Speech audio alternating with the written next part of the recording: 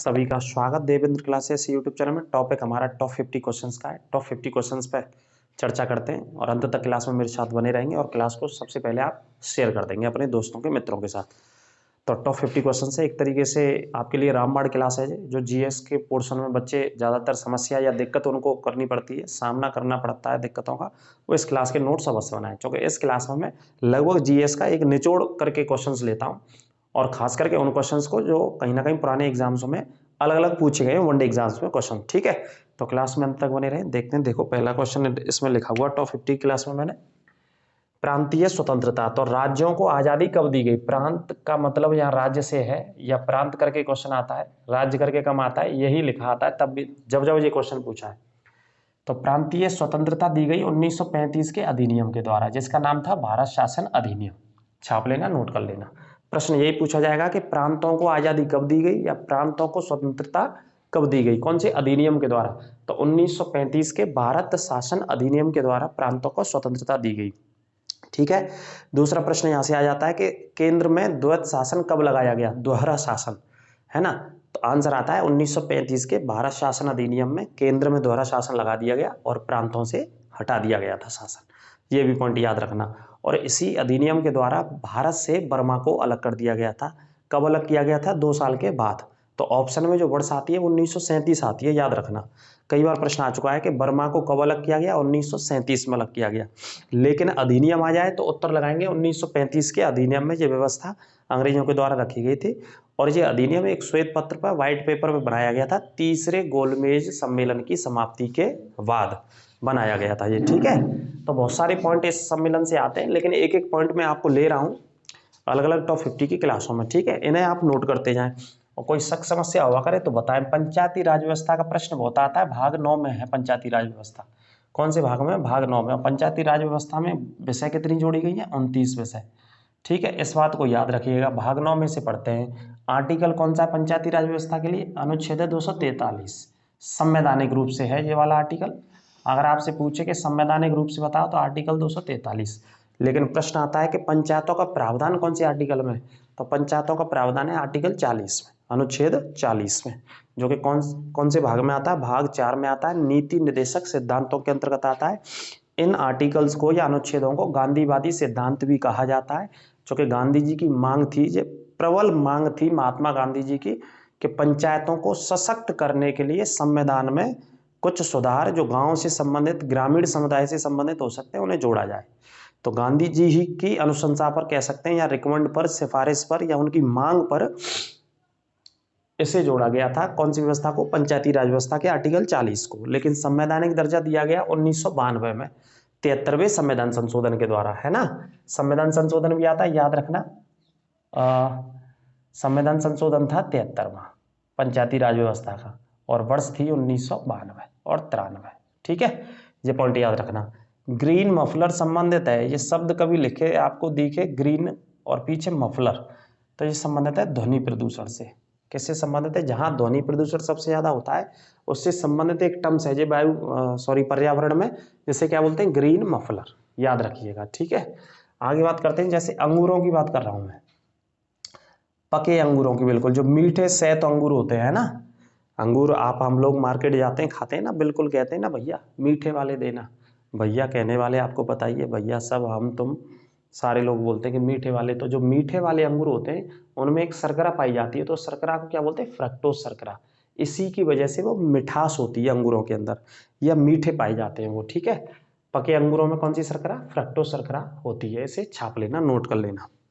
आगे बात करते हैं। शर्करा का मतलब मिठास होना, मीठी होना। शर्करा मीन्स मीठी, है ना।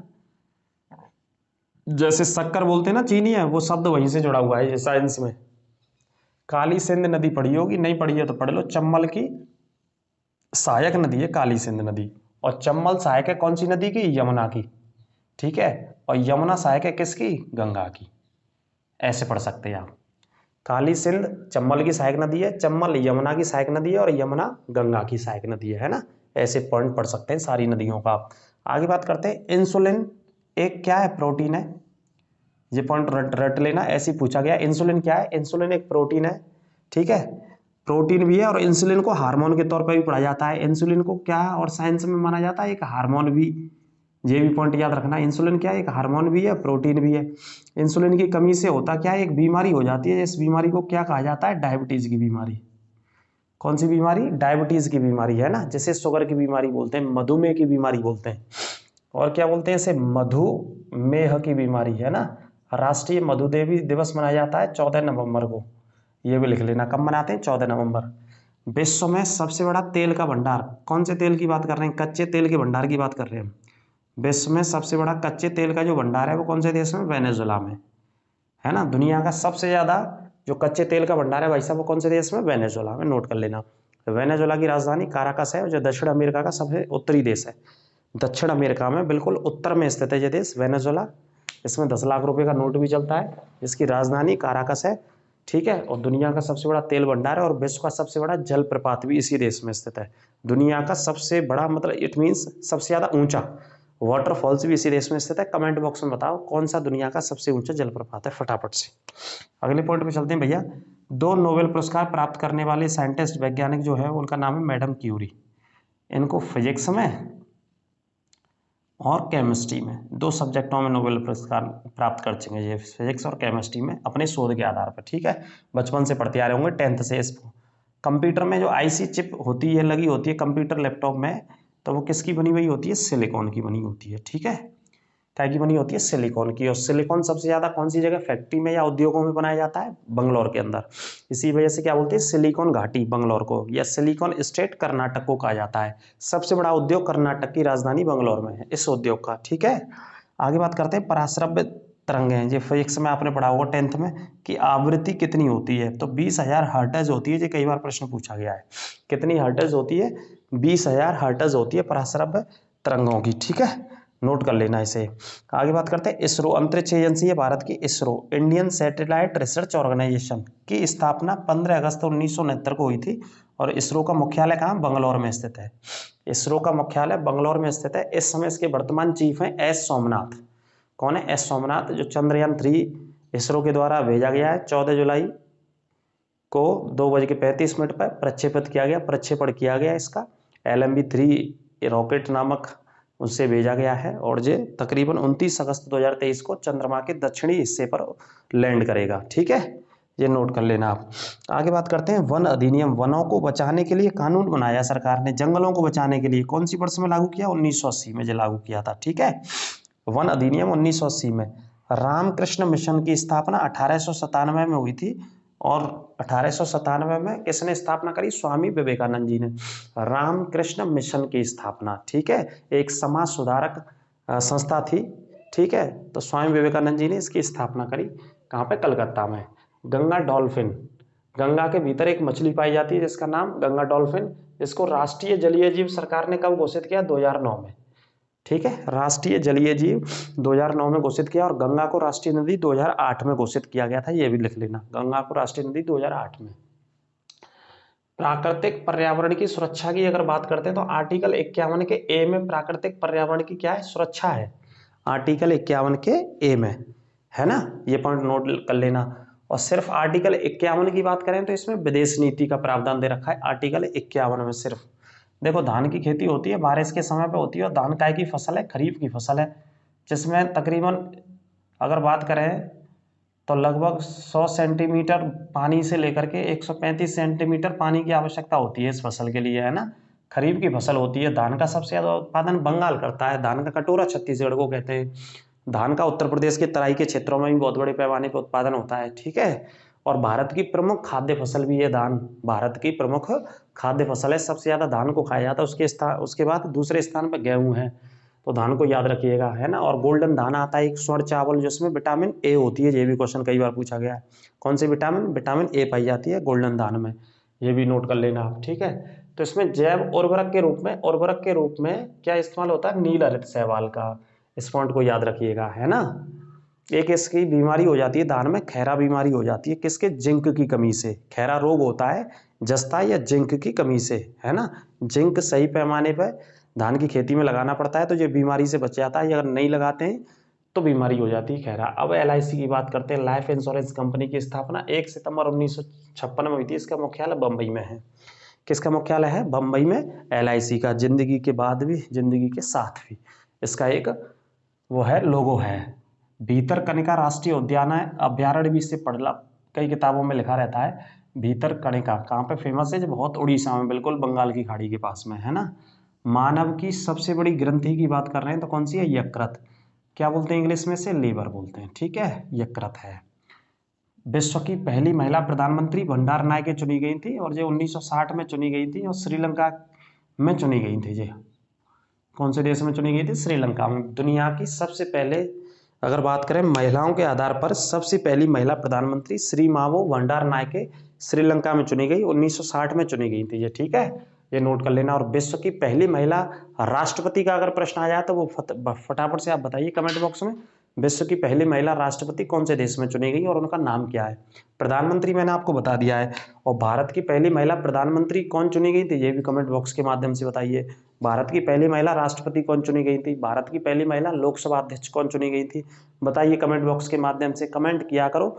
कमेंट आप करते हैं हमारे प्रश्नों को लेकर के तो हमें उनसे ऊर्जा मिलती है, उत्साह मिलता है, प्रेरणा मिलती है और अच्छा करने की और अच्छा पढ़ाने की। तो इस वजह से आपके लगातार कमेंट्स वगैरह आने चाहिए क्लासों के कमेंट बॉक्स में, ठीक है। आगे बात करते हैं राष्ट्रीय डेयरी अनुसंधान संस्थान। डेयरी अनुसंधान कहाँ पे? करनाल में। और करनाल कहाँ है? हरियाणा में। करनाल कहाँ पे? हरियाणा में। राष्ट्रीय डेयरी का मतलब है दूध से संबंधित है, जो भी उत्पाद दूध से बहुत सारे बनाए जाते हैं। तो अनुसंधान करनाल में है। और करनाल में गेहूं का अनुसंधान संस्थान भी है, ठीक है, याद रखिएगा। करनाल ऐतिहासिक युद्धों के लिए भी जाना जाता है, युद्ध भी हुए हैं। परमाणु ऊर्जा आयोग, जो विद्युत का उत्पादन हो रहा है परमाणु संयंत्रों से, जैसे भारत का पहला परमाणु बिजली घर तारापुर है, स्थापना 1969 में महाराष्ट्र में हुई, महाराष्ट्र के तारापुर में। तो उनके लिए एक आयोग बना, जो आयोग काम करता है विद्युत के उत्पादन को लेकर के। परमाणु ऊर्जा 10 अगस्त 1948 को इसकी स्थापना हुई थी। रट लेना, परमाणु ऊर्जा आयोग की स्थापना 10 अगस्त 1948 को हुई थी। क्या नाम? डॉक्टर जहांगीर होमी भाभा इसका नाम रखा गया था। डॉक्टर होमी जहांगीर भाभा जो वैज्ञानिक थे, इनके नाम पर इसका नामकरण किया गया। विश्व के पहले राष्ट्रमंडल खेल इंग्लिश में क्या बोलते हैं? CWG गेम्स बोल देते हैं या कॉमनवेल्थ गेम्स। इनका आयोजन 1930 में कनाडा में हुआ। कनाडा का एक शहर है जिसका नाम है हैमिल्टन। कनाडा का एक शहर जिसका नाम क्या है? हैमिल्टन। पहले एशियाई खेलों का आयोजन 1951 में हुआ और कहाँ पे हुआ था? दिल्ली में हुआ था। और दूसरे एशियाई खेल दिल्ली में हुए थे 1982 में। दोनों एशियाई खेल नोट कर लेना, दूसरे भी 1982 में, पहले 1951 में, ठीक है। ऑपरेशन ब्लैक बोर्ड की बेटा बात करते हैं, जो 1986 में सरकार ने लॉन्च किया। प्राथमिक विद्यालयों में शिक्षा से संबंधित था, शिक्षा के सुधार से, शिक्षा की गुणवत्ता को लेकर के, एजुकेशन की गुणवत्ता को, क्वालिटी को लेकर के ये एक आयोग बनाया, एक समिति बनाई। और कब बनाई ये समिति? 1986 में। और क्या नाम रखा? Operation black board. और आप जानते हैं प्राथमिक विद्यालयों में, जैसे हम जहाँ तक पढ़ गए हैं सरकारी स्कूलों में, ब्लैक बोर्ड ही हुआ करते थे। अब तो खैर थोड़ा सा व्हाइट बोर्ड या बहुत सारे अलग अलग बोर्ड चल रहे हैं। तो पहले मुख्य चुनाव आयुक्त भारत में कौन रहे जिन्होंने सबसे पहले चुनाव संपन्न कराए? सुकुमार सेन। 1951 में लिख लेना। भारत के पहले मुख्य चुनाव आयुक्त, इन्होंने पहले आम चुनावों का आयोजन कराया, ठीक है जी। लोकायुक्त एक्ट पारित करने वाला भारत का पहला राज्य कौन सा? एक्ट पारित करने वाला, लोकायुक्त एक्ट पारित करने वाला भारत का पहला राज्य कौन सा? महाराष्ट्र बना भारत का पहला राज्य जिसने लोकायुक्त अधिनियम या एक्ट पारित किया था। अच्छा, लोकायुक्त जानते हैं, जैसे लोकपाल के लिए आज से कई साल पहले अन्ना हजारे जी ने और अरविंद केजरीवाल जी को, डॉक्टर कुमार विश्वास, किरण बेदी जी ने, है ना, योगेंद्र यादव जी, बहुत सारे लोग थे। इन्होंने एक आंदोलन किया था दिल्ली में जंतर मंतर पर एवं रामलीला मैदान, जो दिल्ली का ही अंदर है ना। जब कांग्रेस की सरकार थी, वर्ष 2011 की मैं बात कर रहा हूँ। तो आंदोलन सरकार के खिलाफ था, किसे लेकर के? भ्रष्टाचार को लेकर के, जो कांग्रेस सरकार में भ्रष्टाचार हुआ था, तो उससे लेकर के लोकपाल की मांग करी थी। लोकपाल एक ऐसी संस्था होनी चाहिए जो सरकार के भी ऊपर रहेगी, सरकार के सारे मंत्री भी उसके अंडर में आएंगे, प्रधानमंत्री भी उसके अंडर में आएंगे, और वो भ्रष्टाचार की जांच करेगी, है ना। इसी चीज को लेते हुए सारे राज्यों में एक बात कही गई, भारत के स्तर पर तो लोकपाल अधिनियम आना था और राज्यों में लोकायुक्त करके आना था, जो भ्रष्टाचार की जांच करेगा। तो इस अधिनियम को पारित करने वाला पहला राज्य जो रहा वो कौन सा रहा? महाराष्ट्र रहा। ये थे 50 क्वेश्चंस और मैंने आपसे करी है। हमें उम्मीद रहती है आपके कमेंट की, और अगर आपको कोई दिक्कत होती है क्लास से संबंधित तो उस प्रश्न को भी, उस समस्या को भी कमेंट बॉक्स के माध्यम से बताएं।